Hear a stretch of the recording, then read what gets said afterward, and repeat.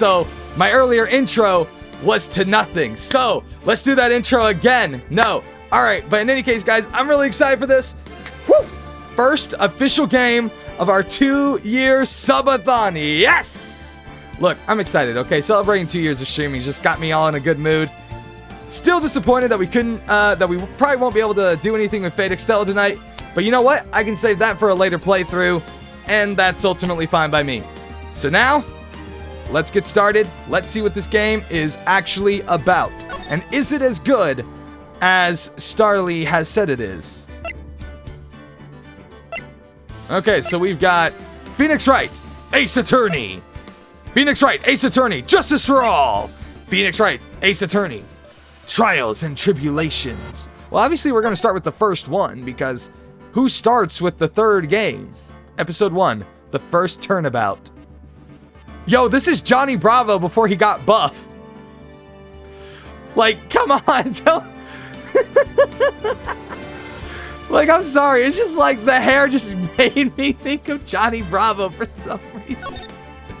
Yes, I want to play the first turnabout. Ooh. Yes, Star? Gasp.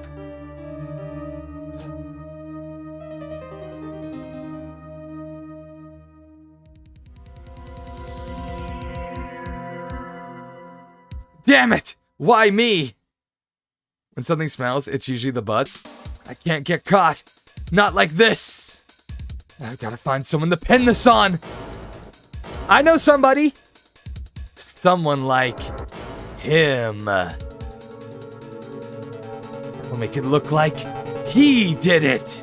Who's he?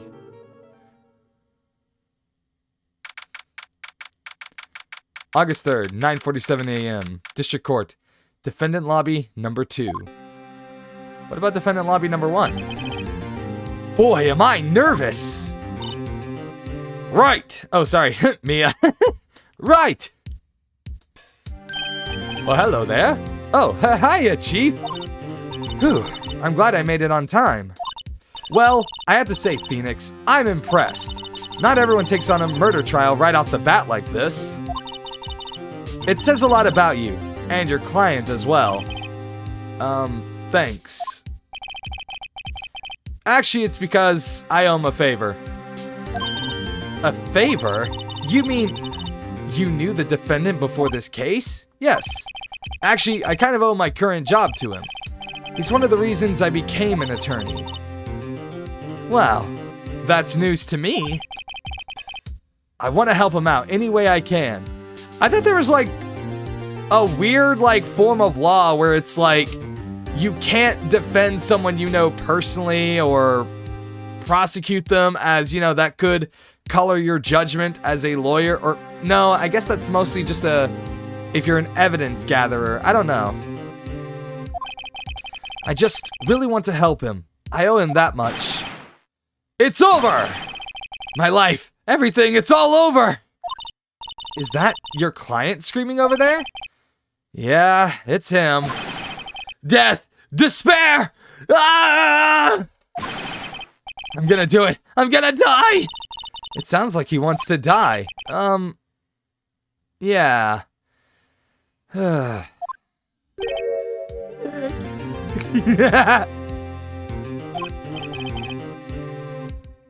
Hey there, Larry. Larry. Dude, I'm so guilty. Tell them I'm guilty. Give me the death sentence. I ain't afraid to die. What? What's wrong, Larry? Oh, it's all over. I'm finished. Finished. I can't live in a world without her. I can't. Who took her away from me, Nick? Who did this? Oh, Nick, you gotta tell me. Who took my baby away? I can't read. The person responsible for your girlfriend's death. The newspapers say it was you. My name is Phoenix Wright. Here's the story. My first case is a fairly simple one. A young woman was killed in her apartment. The guy they arrested was the unlucky sap dating her. Larry Butts. My best friend since grade school. Our school had a saying, when something smells, it's usually the butts. In the 23 years I've known him, it's usually been true. He has a knack for getting himself in trouble. One thing I can say though, it's usually not his fault. He just has terrible luck. So, like Star during... Never mind. Never mind. But I know better than anyone that he's a good guy at heart. That, and I owe him one, which is why I took the case. To clear his name. And that's just what I'm going to do.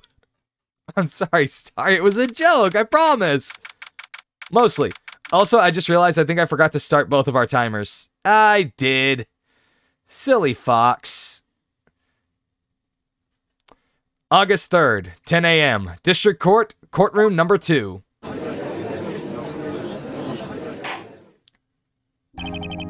Court is now in session for the trial of Mr. Larry Butts. The prosecution is ready, Your Honor. The, defense is ready, Your Honor. Mr. Wright, this is your first trial, is it not? Yes, Your Honor. I'm, a little nervous. Your conduct during this trial will decide the fate of your client. Murder is a serious charge. For your client's sake, I hope you can control your nerves. Thank you, Your Honor. Mr. Wright, given the circumstances, I think we should have a test to ascertain your readiness. Yes, Your Honor. Oh, hands shaking, eyesight fading. The test will consist of a few simple questions. Answer them clearly and concisely. Please state the name of the defendant in this case. Larry Butts. The defendant, well, that's Larry Butts, Your Honor. Correct. Just keep your wits about you and you'll do fine. The next question. This is a murder trial. Tell me, what's the victim's name? Whew, I know this one. Glad I read the case report cover, to cover so many times. Oh, I should put no backseating. Wait, uh-oh. No way. I forgot! I'm drawing a total blank here. Phoenix, are you absolutely sure you're up to this? You don't even know the victim's name? Oh, the victim. Of course I know the victim's name. I, just forgot. Temporarily. I think I feel a migraine coming on. Look, the victim's name is listed in the court record.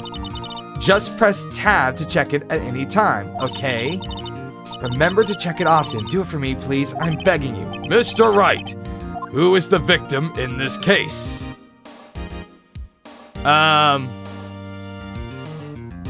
Court record. Okay, so that's... Okay.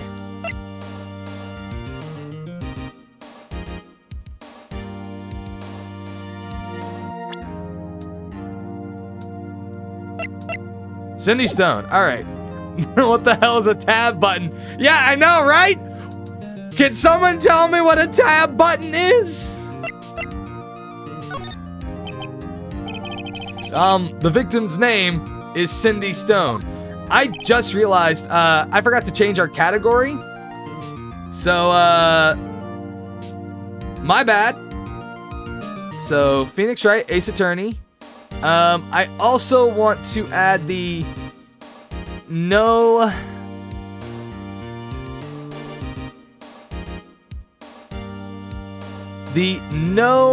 backseating tag, not because I think anyone here will backseat, but because just in case anybody who comes in later decides to backseat, we don't want them doing so.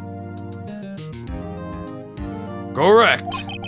Now tell me, what was the cause of death? She died because she was... strangled, obviously. No, she was hit with a blunt object. Yes, obviously she was strangled when she's bleeding from the head. She was struck once by a blunt object. Correct. You've answered all my questions. I see no reason why we shouldn't proceed. You seem much more relaxed, Mr. Wright. Good for you. Thank you, Your Honor. Because I don't feel relaxed, that's for sure. Well then. First, a question for the prosecution, Mr. Payne. Yes, Your Honor. As Mr. Wright just told us, the victim was struck with a blunt object. Would you explain to the court just what that object was? The murder weapon was this statue of the Thinker. It was found lying on the floor next to the victim. I see. The court accepts it into evidence. Statue added to the court record. Right. Be sure to pay attention to any evidence added during the trial. That evidence is the only ammunition you have in court. Use tab to check the court record frequently. Mr. Payne, the prosecution may call its first witness. The prosecution calls the defendant, Mr. Butts, to the stand. Chief, what do I do now? Pay attention. You don't want to miss any information that might help your client's case. You sure about that? You'll get your chance to respond to the prosecution later, so be ready. Let's just hope he doesn't say anything unfortunate. Uh-oh. Larry gets excited easily. This could be bad. No, Larry, no. Get that smile. Ahem. Mr. Butts, is it not true that the victim had recently dumped you? Hey, watch it, buddy! We were great together. We were Romeo and Juliet, Cleopatra and Mark Antony.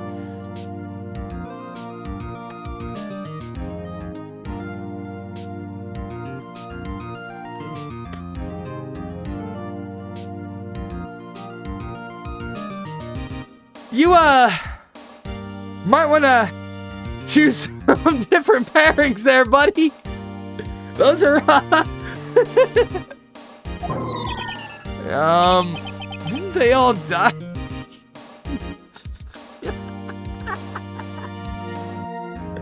Oh no. I wasn't dumped. She wasn't taking my phone calls or seeing me. Ever. Oh god. Sorry. She just wasn't taking my phone calls or seeing me. Ever. What's it to you anyway? Mr. Butts, what you describe is generally what we mean by dumped. In fact, she had completely abandoned you and was seeing other men. She had just returned from overseas with one of them the day before the murder. What do you mean, one of them? Lies, all of it lies. I don't believe a word of it. Your Honor, the victim's passport. According to this, she was in Paris until the day before she died. Passport added to the court record. The victim apparently arrived home from Paris on 7:30, the day before the murder. Indeed. She appears to have returned the day before the murder. Dude, no way.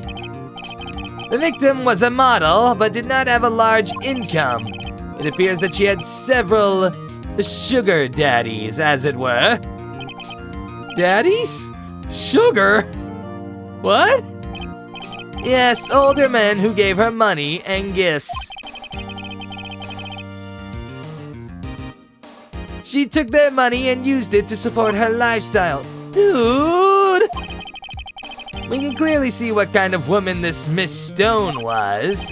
Tell me, Mr. Butts, what do you think of her now? Right?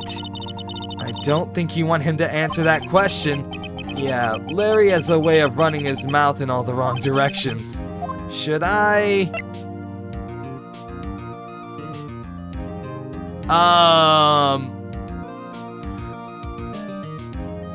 A part of me wants to see what happens, but I feel like I should stop him from answering.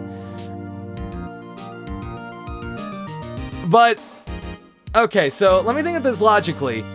The question in and of itself doesn't necessarily, the question in and of itself doesn't really have anything to do with the case in question in proving his guilt. So technically I have the right to an objection, as answering such a question would only place our client in a position of...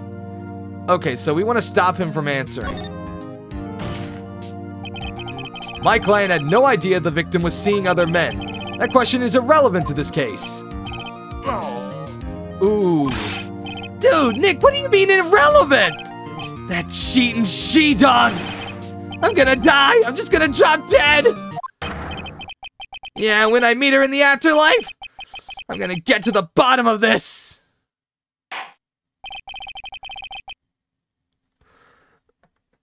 Oh my gosh, Larry, why? Let's continue with the trial, shall we? I believe the accused's motive is clear to everyone. Yes, quite. Oh boy, this is so not looking good. Next question. You went to the victim's apartment on the day of the murder, did you not? Well, did you or did you not? Well, maybe I did and maybe I didn't. Oh, he went. What do I do?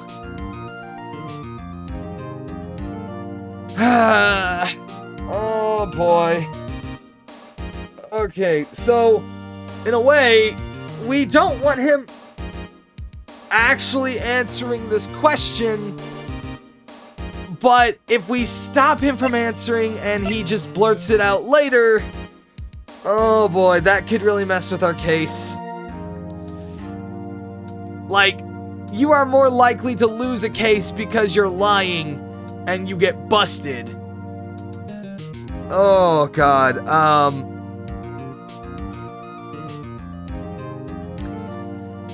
oh, this is a genuinely tough choice because I don't want Larry to talk. It's like, at this point, I'm just like, Larry, shut up.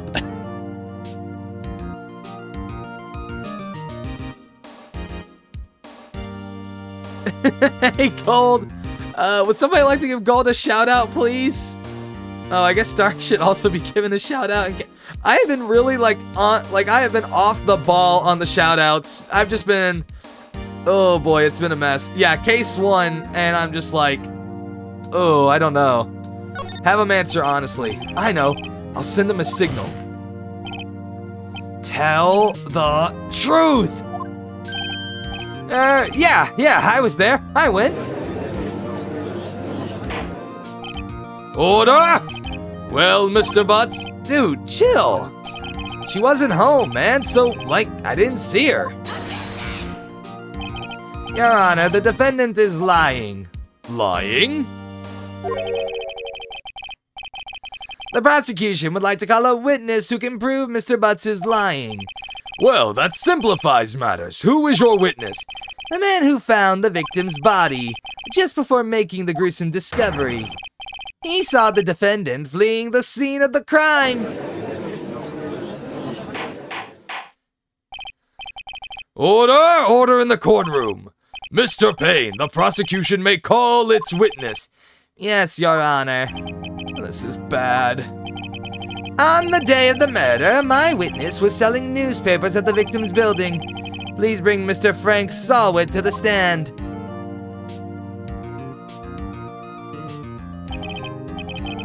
Mr. Salwood, you sell newspaper subscriptions, is this correct? Oh, yes. Newspapers, yes. Mr. Salwood, you may proceed with your testimony. Please tell the court what you saw on the day of the murder. This man is... Oh boy. I was going door to door. No, I need a different voice. Selling subscriptions when I saw a man fleeing an apartment. I thought he must be in a hurry because he left the door half open behind him. Thinking it strange, I looked inside the apartment. Then I saw her lying there, a woman, not moving, dead. I quailed in fright and found myself unable to go inside. I thought to call the police immediately. However, the phone in her apartment wasn't working. I went to a nearby park and found a public phone. I remember the time exactly. It was 1 p.m. The man who ran was, without a doubt, the defendant sitting right over there.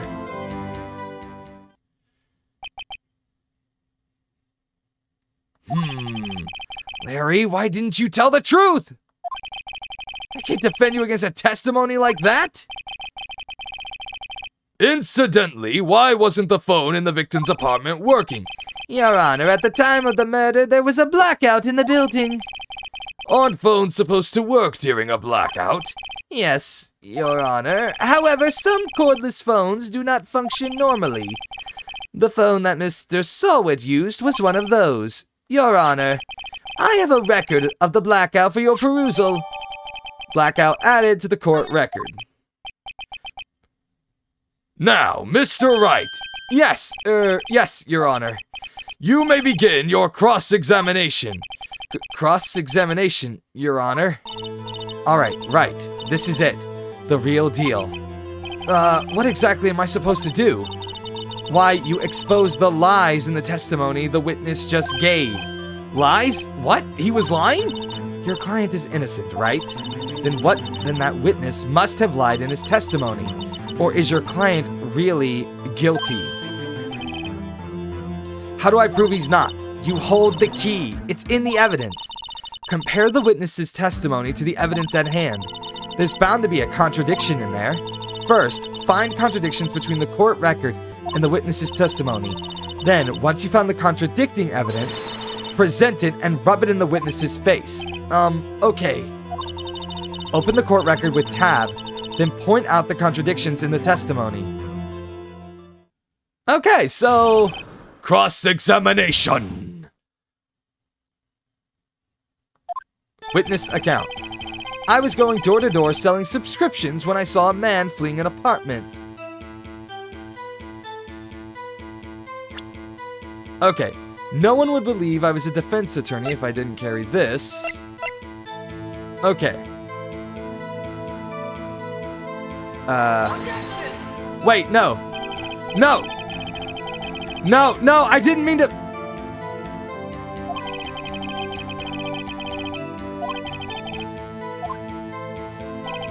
Okay, I'm just trying... Oh my god, I was trying to figure out my buttons because these are using Xbox controls and I don't remember Xbox, positioning. Okay. The Y button, I think that's... the circle? No.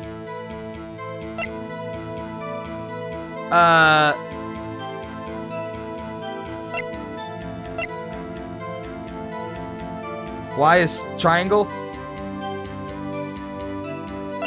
Okay, well, I'm trying to think of... Okay, rather heavy. The victim apparently arrived home from Paris on 7:30 the day before the murder. Electricity to Miss Stone's building was out from noon to 6 p.m. on the day of the crime.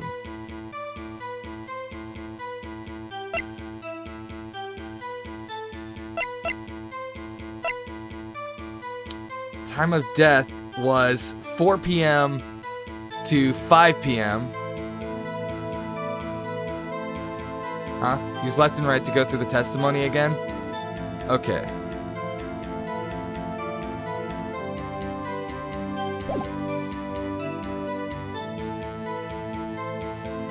Alright, so...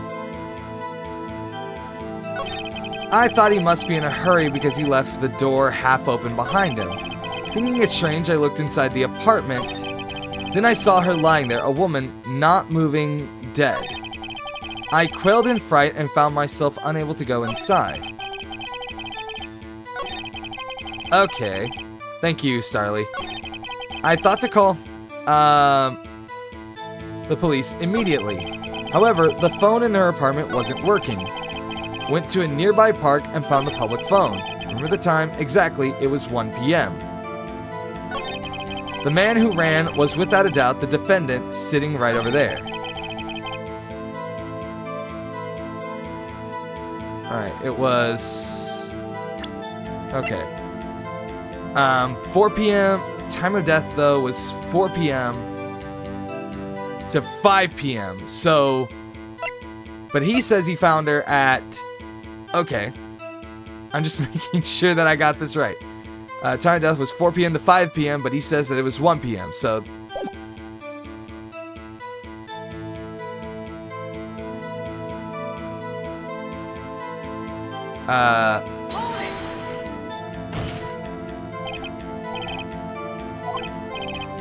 Yes, absolutely. He seems really confident. 1 p.m.? Right, doesn't that seem strange to you? Present some evidence to contradict him.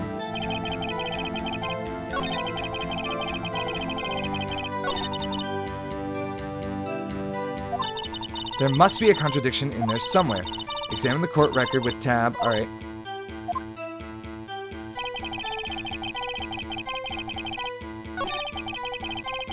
Okay, so the contradiction here is the time of death.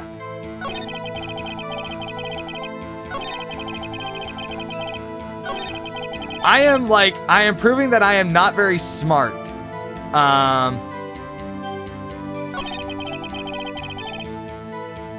Because I am struggling with a tutorial case.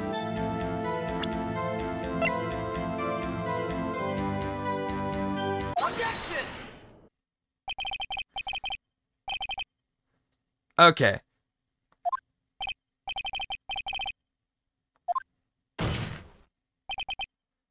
Frankly, I find that hard to believe. Your statement directly contradicts the autopsy report. The autopsy notes the time of death at sometime after 4 p.m. There was no body to find at 1 p.m. How do you explain this 3-hour gap? Ooh, boy. Oh, that. This is trivial. The witness merely forgot the time. After his testimony, I find that hard to believe. Mr. Sawit, why were you so certain that you found the body at 1 p.m.? Gee, that's a really good question. Great job, Wright. Way to put him on the spot. That's all you have to do. Point out contradictions. Lies always beget more lies. See through one and their whole story falls apart. Wait, I remember now. Would you care to give your testimony again? Please don't. I'm struggling enough with this already. This is just, oh my god, my brain is not made for this high-octane amount of use. You see, when I found the body, I heard the time. There was a voice saying the time. It was probably coming from the television. Oh, but it was 3 hours off, wasn't it? I guess the victim must have been watching a video of a taped program. That's why I thought it was 1 p.m. Terribly sorry about that about the misunderstanding. And I already know the contradiction. I see. You heard a voice saying the time on a taped program. Mr. Wright, you may cross-examine the witness. Right. You know what to do. I've got this one. No, I don't.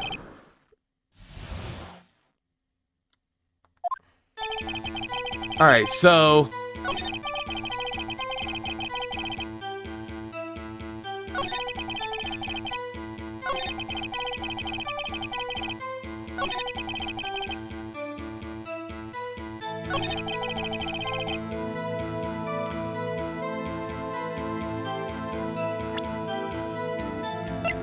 Okay, so, well, the obvious thing here is that electricity to Miss Stone's building was out from noon to 6 p.m.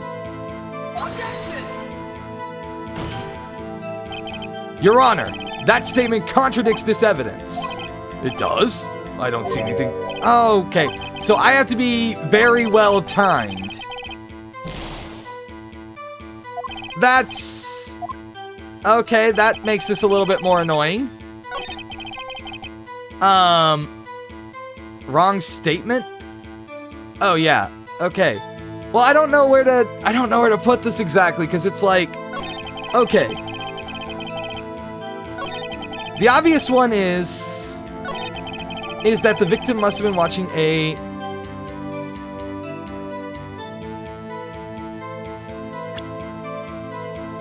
Okay, so electricity to Miss Stone's building was out from noon to 6 p.m. on the day of the crime. The problem here is figuring out which statement I need to put it on.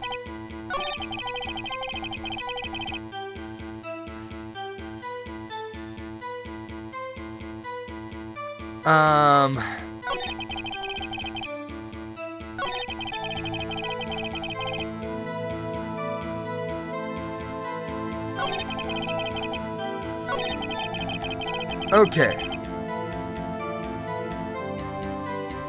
So, maybe this one? I know that this is the correct one, because if it's a blackout, she couldn't have been watching a taped recording. Not at the time of the murder, which... But I'm also worried about clicking because I'm at halfway health now. And I am scared. The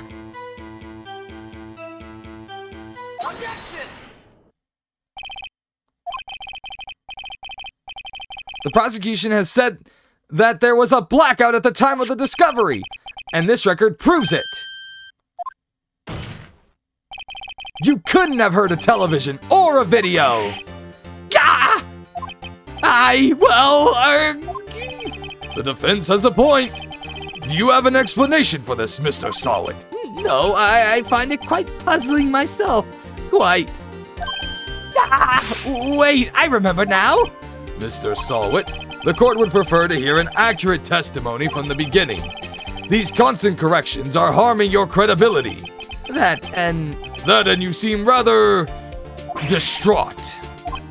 My apologies, Your Honor. It must have been the shock of finding the body. Very well, Mr. Sawit. Let's hear your testimony once more, please.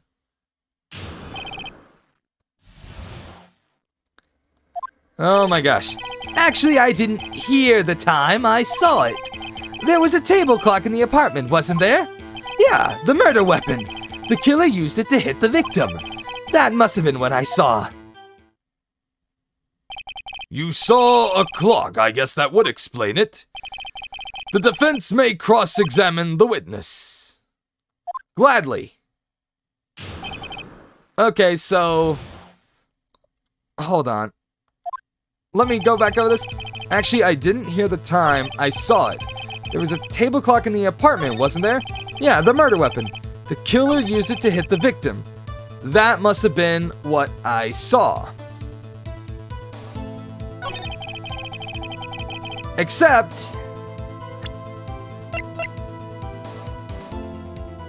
the murder weapon was... Wait just a moment! The murder weapon wasn't a clock. It was this statue. Now, how is this supposed to be a clock? You with your objections and your evidence, just who do you think you are? Just answer the question, Mr. Sawit. Hey, I saw it there, okay? That's a clock. Your Honor, if I may. Yes, Mr. Payne. As the witness stated, the statue is indeed a clock. The neck is a switch. You just tilt it and it says the time out loud. As it doesn't look like a clock, I submitted it as a statue.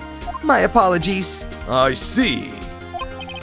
So the murder weapon was a table clock after all. Well, Mr. Wright, it appears that the witness's testimony was correct. This is a clock. Do you have any problems with this testimony now? Well, yes, actually.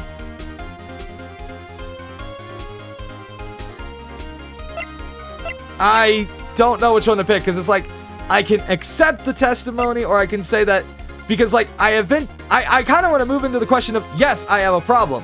How was he aware that it was actually a clock?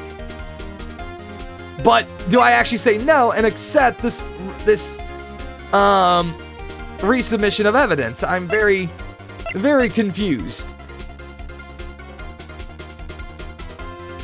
Language skills work against me all the time, where it's like, you feel like the response should be no, but the actual response is yes.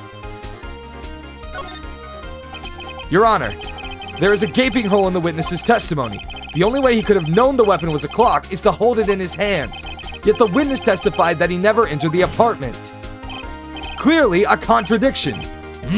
Indeed.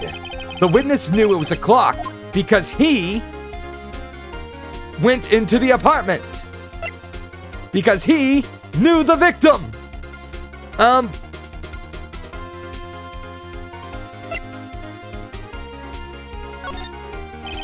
You're lying.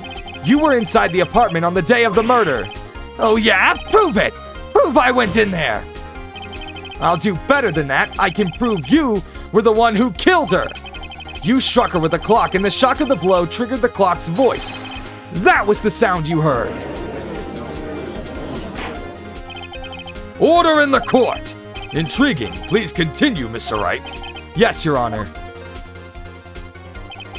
Mr. Sawit, the sound must have left quite an impression on you. Understandable, since the murder weapon spoke just as you hit the victim. That voice was burned into your mind. That's why you were so certain about the time. What's the meaning of this? This is all baseless conjecture. Baseless? Just look at the witness's face. Would the witness care to elaborate? Did you strike the victim with the clock? That day, I never. Look, the clock, I heard, no, I mean, I saw.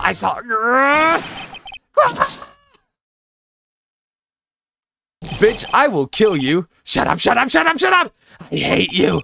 It was him, I tell you, I saw him. He killed her and he should burn. Burn, give him death.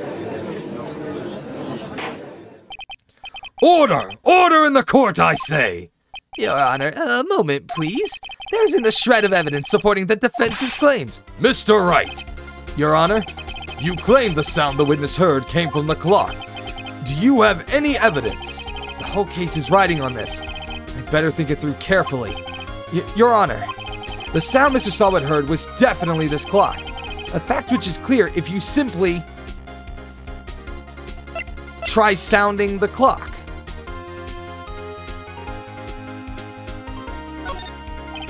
Let's sound the clock now, here in this court. Your Honor, may I have the clock? I ask the court to listen very carefully. I think it's 8:25. That certainly is a strange way to announce the time. He is the thinker, after all. So we've heard the clock. What are your conclusions, Mr. Wright? Mr. Payne, can you tell me what time it is now? It's 11:25. As you can see, this clock is exactly 3 hours slow. Precisely the discrepancy between what Mr. Sawit heard and the actual time of death. So, Mr. Sawit, try to talk your way out of this one. You forgot one thing. Uh-oh, what's he talking about now? While it may seem like the clock is running 3 hours slow, it proves nothing. How do you know it was running 3 hours slow on the day of the murder? If you can't prove that, you don't have a case. He's right. How am I going to prove that? Damn it, I was so close. Mr. Wright, it seems you lack the critical evidence to support your claim. Yes, Your Honor. This means I cannot indict the witness. Unfortunately, this ends the cross-examination of Mr. Frank Sawit. I come all the way down here to testify, and look what happens. You treat me like a criminal. A criminal! You lawyers are all slime. I almost had him. Sorry, Larry. I failed you. There's nothing I can do about it now. Not so fast, Mr. Sawit. Chief. Listen up, Wright. Don't throw this one away. Not like this. Think. But Chief, it's over. I can't prove the clock was slow the day of the murder. Nobody can prove that. Well, yes. That doesn't mean you can't still win. Try thinking out of the box. Don't waste time doubting the facts. Assume the clock was 3 hours slow and think through it. Ask yourself, why was the clock 3 hours slow? Figure out the reason and you'll have your proof. Right? Can you think of a reason as to why the clock would be 3 hours slow? Yes, I can. Wait! Maybe I can prove it. You must have the evidence somewhere that can prove it, Wright. Find it and let them have it.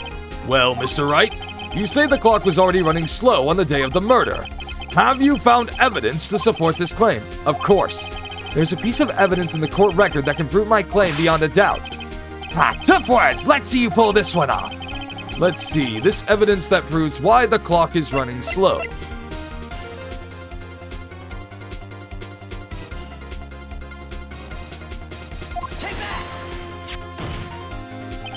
The victim had just returned home from abroad the day before the murder. As we all know, the time difference between here and Paris is 9 hours. When it's 4 p.m. here, it's 1 a.m. the next day there. The clock wasn't 3 hours slow, it was 9 hours fast. The victim hadn't reset her clock since returning home. That's why the time you heard when you struck her dead in her apartment was wrong. Proof enough for you, Mr. Sawit? Or should I say, Mr. Did It? Oh my god. Yo, did we just force this man into a fucking seizure? Order! Order, I say! Well, this case has certainly turned out differently than we all expected. Mr. Payne, your witness. He was arrested and has been taken away, Your Honor. Very well. Mr. Wright. Yes, Your Honor. I have to say, I'm impressed. I don't think I've ever seen someone complete a defense so quickly and find the true culprit at the same time. I'm actually not entirely sure how legal matters handle situations like this, but alright. Thank you, Your Honor. At this point, this is only a formality, but this court finds the defendant, Mr. Larry Butts, not guilty.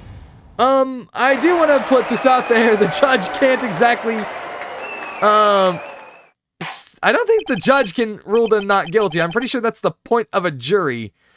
But I guess if this is a much more advanced case, then I guess it's possible. And with that, this court is adjourned.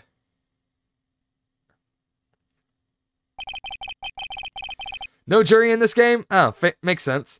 It turns out that Frank Sawit was a common burglar.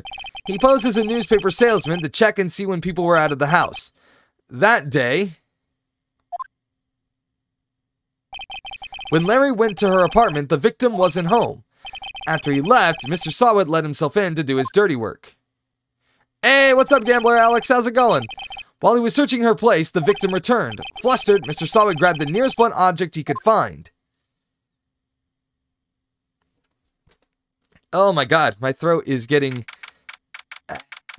really jacked up right now. August 3rd, 2:32 p.m. District Court, Defendant Lobby number 2. Whew, I still can't believe we won. Right, good job in there. Congratulations. Thanks, Chief. I owe it all to you. Not at all, not at all. You fought your own battles in there. It's been a while since I've seen a trial end on such a satisfying note. I've never seen the Chief looking this happy. If she's this glad, imagine how Larry must feel. My life is over. Larry, you're supposed to be happy. What's wrong now? Oh, Nick. Don't worry about me. I'll be dead and gone soon. Well, I mean, I do have this rope over here that you can use, but I don't know. Like, how are we doing this? Good. Wait, no, I mean bad. Bad. I mean, like, Larry, you're innocent. Sorry, Larry, you're innocent. The case is closed. But my Cindy Windy's gone, man. Gone forever. Alright, I'm sorry, Star. I won't make jokes like that. Larry, she was a... Nah, never mind. Congratulations, Harry. Harry? Yes, you. I can practically see the headlines now. Harry Butts innocent. Thanks. I really owe you one. I won't forget this, ever. Let's celebrate. Dinner? Movie? My treat? Oh? No, I couldn't. Hey, I was the one who... Oh, sorry. I keep thinking it was him talking. Hey, I was the one who got you off the hook. Oh, hey. Here, take this. It's a present. Present? For me? Wait, wasn't this the evidence that... Actually, I made this clock for her. I made one for her and one for me. Really? You made this? Wow, thank you. I'll keep it as a memento. Yo, Nick, can you believe it? I was so into that chick, and she was just playing me for a fool. Don't that make you want to just cry? Larry, I will slap the shit out of you. Are you so sure? Excuse me? I think she thought quite a lot of you in her own way. Nah, you don't gotta sympathize with me. It's okay. Oh, I'm not just sympathizing. Really. Isn't that right, Wright? Do you have something to show your friend? Something that proves how she felt about him? Huh? Oh, yeah. Right. What the heck is she talking about? Well, that's the attorney's badge. I mean, honestly, I guess the clock? I mean, she still kept it, but that very,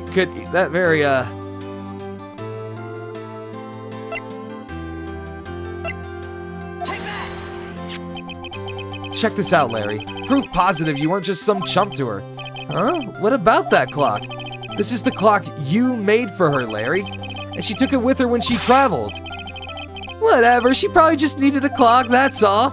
You think so? It's a pretty heavy clock to take traveling. Well, make of it what you will. Hey, Nick. I'm glad I asked you to be my lawyer. Really, I am. Thanks. Hope that made him feel a little better. Right? I hope you see the importance of evidence now. Also, hopefully you realize things change depending on how you look at them. People, too. We never really know if our clients are guilty or innocent. All we can do is believe in them. And in order to believe in them, you have to believe in yourself. Right. Listen, learn, grow strong. Never let go of what you believe in. Never. That sounds very shonen for what is essentially a lawyer game, but hey, I like it. Well, I think our work here is done. Shall we be off? Yeah, I guess so. Say, how about dinner? On me? We'll drink a toast to innocent butts.